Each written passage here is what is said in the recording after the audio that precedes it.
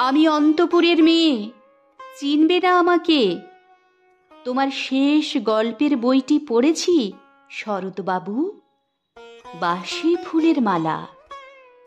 তোমার নায়িকা এলোকেশীর মরণদশা ধরেছিল ৩৫ বছর বয়সে। ২৫ বছর বয়সের সঙ্গে ছিল তার রেশারেশি। দেখলেম তুমি মহোদাশয় বটে, জিতিয়ে দিলে তাকে। নিজের কথা বলি, বয়স আমার অল্প।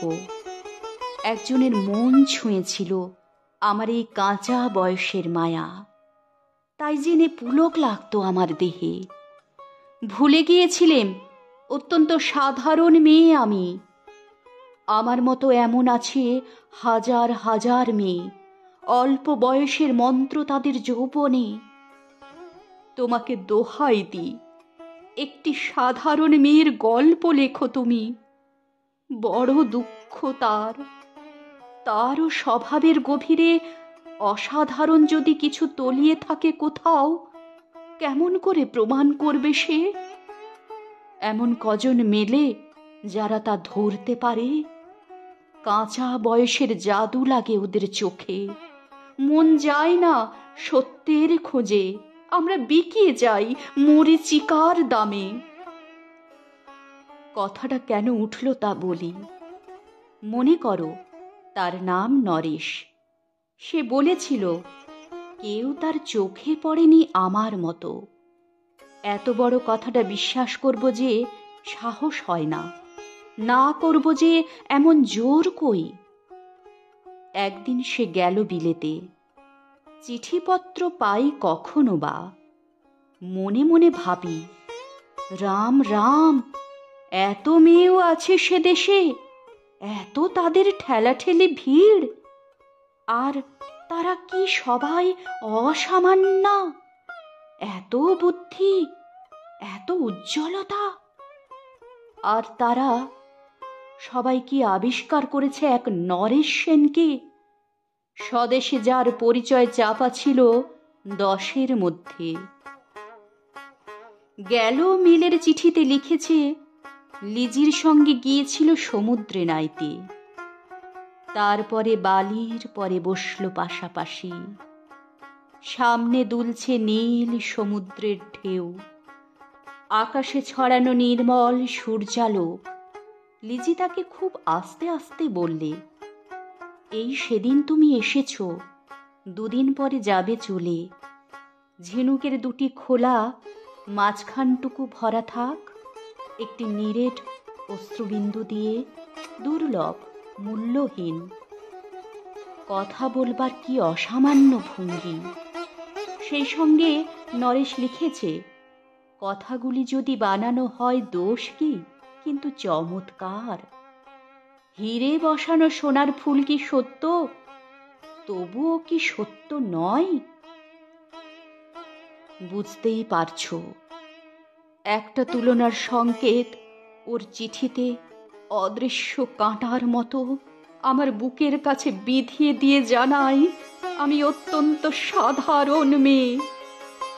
মূল্যবানকে পুরো মূল্য চুকিয়ে দিই এমন ধন নেই আমার হাতে। ওগো, না হয় তাই হলো, না হয় ঋণী রইলেম চিরজীবন।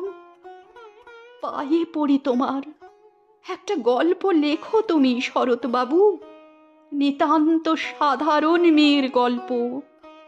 যে দুর্ভাগিনীকে দূরের থেকে পাল্লা দিতে হয়, অন্তত 5-7 জন অসামান্যার সঙ্গে, অর্থাৎ সপ্তরথিনীর মার। বুঝে নিয়েছি আমার কপাল ভেঙেছে, হার হয়েছে আমার। কিন্তু তুমি যার কথা লিখবে তাকে জিতিয়ে দিও আমার হয়ে। পড়তে পড়তে বুক যেন ওঠে ফুলে। ফুলচন্দন পড়ুক তোমার কলমের মুখে। তাকে নাম দিও মালতী, ওই নামটা আমার। ধরা পড়বার ভয় নেই। এমন অনেক মালতী আছে বাংলাদেশে, তারা সবাই সামান্য মেয়ে, তারা ফরাসি জার্মান জানে না, কাঁদতে জানে। কি করে জিতিয়ে দেবে? উচ্চ তোমার মন, তোমার লেখনী মহীয়সী। তুমি হয়তো ওকে নিয়ে যাবে ত্যাগের পথে, দুঃখের চরমে, শকুন্তলার মতো। দয়া করো আমাকে, নেমে এসো আমার সমতলে। বিছানায় শুইয়ে শুইয়ে রাত্রির অন্ধকারে দেবতার কাছে যে অসম্ভব বর মাগি, সে বর আমি পাব না, কিন্তু পাই যেন তোমার নায়িকা। রাখো না কেন নরেশকে 7 বছর লন্ডনে, বারে বারে ফেল করুক তার পরীক্ষায়, আদরে থাক আপন উপাসী কামমণ্ডলীতে।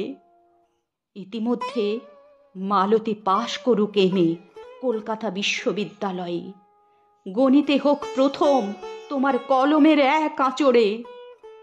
কিন্তু ওইখানেই যদি থামো, তোমার সাহিত্য সম্রাটের নামে পড়বে কলঙ্ক।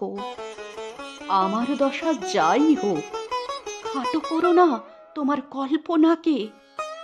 তুমি তো কৃপণ নও বিধাতার মতো। মেয়েটাকে দাও পাঠিয়ে ইউরোপে।